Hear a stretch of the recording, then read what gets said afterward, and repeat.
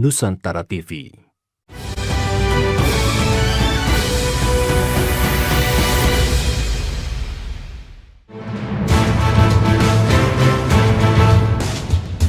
Sobat saya Abraham Silaban, kami akhirnya menemui Kapolresta Serang Kota, yaitu Kombes Yuda Satria. Terima kasih Pak Kapolres ya, sudah menerima kami ya Pak. Pak, saya tertarik Pak ketika kemudian Bapak menyampaikan rilis di depan media. Dan di sana ada peragaan pelaku masuk ke dalam karung dengan tangan terikat Pak. Ini kok bisa ya Pak ya? Ya, jadi begini Mas Abraham, ini perlu kita sampaikan ke masyarakat karena memang dari awal si pelaku ini membuat rekayasa bahwa kejadian itu adalah kejadian perampokan. Oke.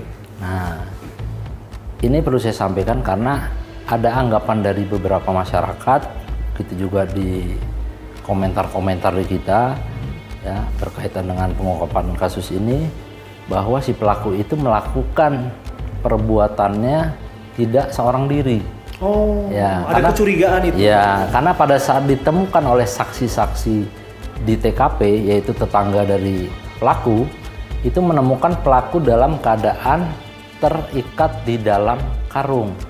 Nah, inilah yang menimbulkan masyarakat, kok bisa pelaku melakukan tapi dia terbungkus dalam karung. Nah, makanya kita berikan pemahaman ke masyarakat pada saat preskon, bagaimana cara dia bisa mengikatkan diri dia dan memasukkan dirinya ke dalam karung. Lihai ya Pak? Iya, memang bisa, ternyata memang dia bisa melakukan itu. Oke. Apakah yang bersangkutan memang rehearse atau latihan untuk itu Pak, atau memang? Tidak, memang spontan. Spontan ya? Memang spontan, dia juga memperagakan karung yang ada di situ, dia masukkan. Kemudian peralatan untuk ngikat itu dia taruh di bawah.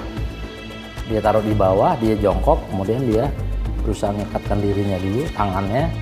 Nah, baru dia dari luar itu, ya pengikatnya itu dari dalam, dia ikat di dalam, tinggal ditarik. Berarti dari sini kita mengetahui betul bahwa pelaku memang bukan melakukan pembunuhan ini secara spontan alias kemarahan mendadak gitu ya. Tapi memang sudah merangkai proses perbuatan ini atau paling tidak merencanakan niat jahat ini jauh-jauh hari. Kalau niat jahat untuk menghabisi nyawa istri atau korbannya, itu memang dia sudah ada niatan. Oke. Dia dari awal sudah ada niatan.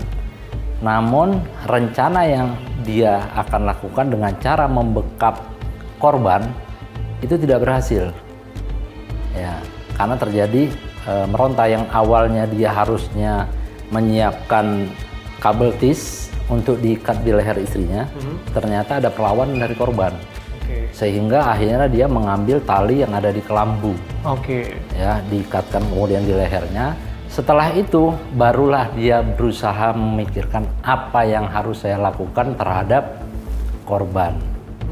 Nah, dari hasil pemeriksaan kita bahwa dia mempunyai waktu cukup karena kejadian itu kurang lebih jam 11 malam. Nah, dia punya waktu cukup sampai dengan pagi. Nah, dia kepikiran lah membuat rekayasa bahwa kejadian istrinya meninggal itu diakibatkan adanya perampokan di rumah. Pak, ini jangan-jangan residivis Pak? Saya jadi penasaran betul. Jangan-jangan memang yang bersangkutan seorang yang pernah melakukan perbuatan hukum? Hasil dari pemeriksaan kita tidak pernah. Yang bersangkutan belum pernah berurusan dengan hukum. Oke. Nah, lantas kita kalau melihat ya Pak, kekejaman ini dilakukan di mana di ruang itu ada anaknya Pak, ada 2 orang. Kemudian dia tega melakukan perbuatan itu di ruang terpisah dengan istrinya, begitu ya Pak ya. Dan publik juga bertanya-tanya, ketika yang bersangkutan menunjukkan ekspresi rasa kehilangan dengan menangis dan lain sebagainya. Nah, Bapak sempat bertanya dengan beliau dan lain sebagainya. Sebetulnya seperti apa Pak?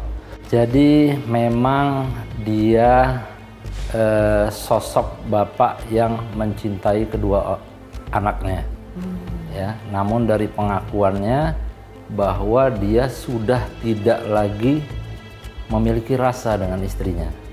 Nah, karena ada beberapa sebab, ya ada perkataan dari istrinya yang mungkin berulang-ulang ya membuat dia sehingga sakit hati. Dan seperti yang saya sudah sampaikan bahwa dia memiliki kekasih lain. Nah, kekasih lainnya inilah yang menuntut dia untuk minta dinikahin. Nah, karena ada kekasih lain, dia juga merasa istrinya sudah tidak perhatian lagi dengan dia, sudah tidak melayani lagi dengan dia, sehingga dia memiliki pemikiran untuk menghabisi istrinya. Kenapa kok harus dihabisi? Karena ketika dia beranggapan dia cerai atau pisah, anak-anak ini akan ikut dengan istrinya. Nah, jadi dia menginginkan dia menikah dengan kekasihnya, tapi anak-anak juga ikut dengan dia. Nah, itulah yang membuat dia akhirnya memutuskan untuk menghabisi nyawa istrinya. Ya. Pak, ini kan yang paling terdampak tentu anaknya, 2 anak itu, Pak. Apakah ada pendampingan psikologis yang diberikan oleh petugas kepada 2 anak itu? Ada, Mas. Ada pendampingan khusus ya untuk menghilangkan trauma ya dari anak-anak itu. Karena pada saat malam kejadian juga itu memang anaknya kita mintain keterangan memang posisinya sedang tertidur. Karena sebelum dia melakukan, dia ada kesempatan untuk menidurkan anak-anaknya di kamar anaknya. Itu loh. Jadi memang dan termasuk menskenariokan bahwa anaknya diminta untuk mencari pertolongan itu loh, Pak. Iya, betul. Itu memang benar karena memang dia memposisikan ketika anaknya sudah bangun di pagi hari, dia teriak-teriak meminta tolong.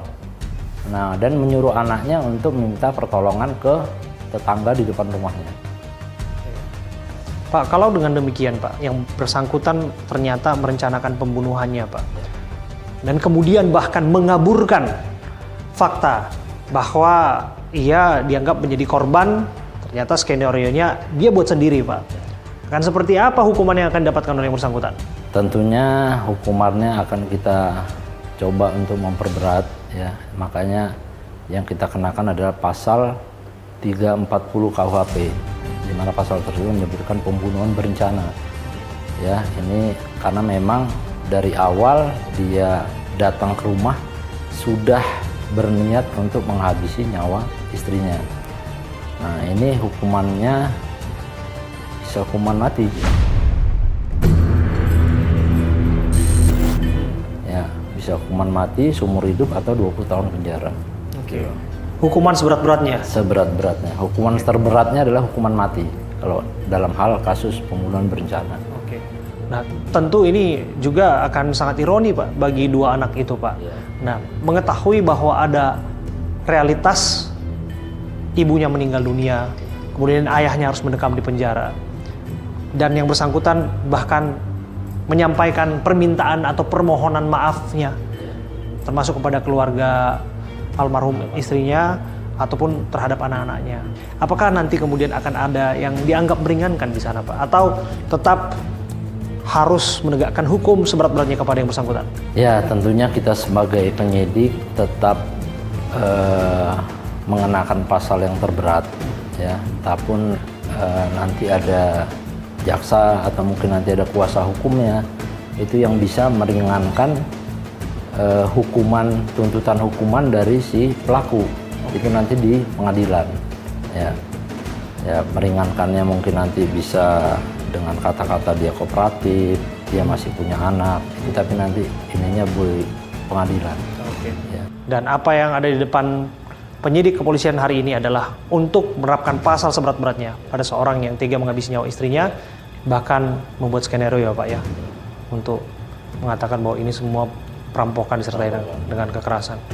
Terima kasih Pak Kapolres Kombes Pol Yuda Satria, ya, Kapolresta Serang Kota sudah berbincang bersama dengan kami, dan ini pesan yang kuat tentu saja bahwa siapapun tidak bisa mengulangi perbuatan serupa dan wanti-wanti ke depan agar kita menjauhi tindak kekerasan.